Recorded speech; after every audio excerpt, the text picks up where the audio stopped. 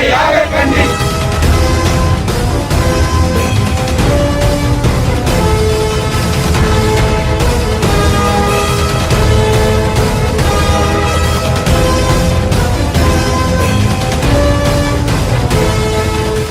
வழக்கறிஞர் என்று தெரிந்தோம் வழக்கறிஞர் பார்த்த சாரதியை துப்பாக்கி முனையில் மிரட்டிய லத்தியை கொண்டு தாக்கிய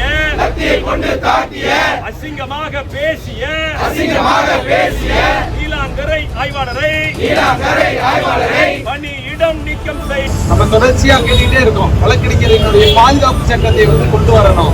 ஏன் அப்படின்னு சொன்னா, இப்படி வழக்கறிஞர் நேரடியா போய் போலீஸ் ஸ்டேஷன்ல தன்னுடைய ஐடி கார்டை காட்டுறாரு. அந்த ஐடி கார்டை வாங்கி பார்த்ததுக்கு அப்புறம் அந்த ஐடி கார்டை வச்சுட்டு அவரை லத்தியால தாக்குறாரு. உள்ள 2 மணி நேரம் உட்காருன்னு சொல்றாரு.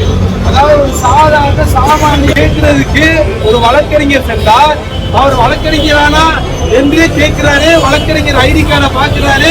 பார்த்ததுக்கு பிறகும் கூட அந்த வழக்கறிஞரை தாக்குகிறார் என்று சொன்னால் அவருடைய உள்ளத்தில் இருக்கக்கூடிய அந்த வன்மத்தை இன்னைக்கு நம்ம பதிய வைக்கிறோம். அதாவது சாதாரண அட்வொகேட்னு தெரியாம அடிச்சுட்டேன், அவரு அட்வொகேட்டுன்னு எனக்கு தெரியாதுங்க அப்படின்னு சொல்லி எண்ணற்ற காவல்துறை அதிகாரிகள் சொன்னது உண்டு. ஆனால் அன்றைய தினமே அந்த காவல் ஆணையாளர் அவரை தூக்கி எடுத்திருக்கணும். அந்த காவல்துறை அதிகாரி தொடர்ச்சியான குற்றங்களை ஈடுபட்டு வருகிறார். சொன்ன மாதிரி அவர் மேல தாம்பரத்துல வாரண்ட் பெண்டிங் இருக்கு. சென்னை உயர் நீதிமன்றம் கூட அந்த வாரண்டை ரத்து செய்ய முடியாது. நீ போய் நீதிமன்றத்துல வாரண்டை நீக்கத்துறை அதிகாரி ஈடுபட்டு வருகிறார்.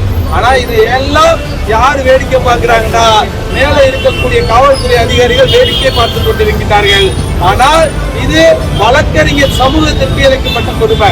வழக்கறிஞர் தெரிந்தும் அவர்களுக்குண்டான கண்ணியத்தை, அவருடைய தன்மானத்தை ஒட்டுமொத்தமாக குழி தோண்டி புதைக்கக்கூடிய செயலை அவர் செஞ்சிருக்காரு. இதே ஒரு போலீஸின் தெரிஞ்சா லைட்டா தள்ளி விட்டா நம்மளுடைய நிலைமை என்ன? குண்டாஸ் போட்டிருப்பாங்க, அப்படித்தானே? குண்டாஸ் போட்டிருப்பாங்க.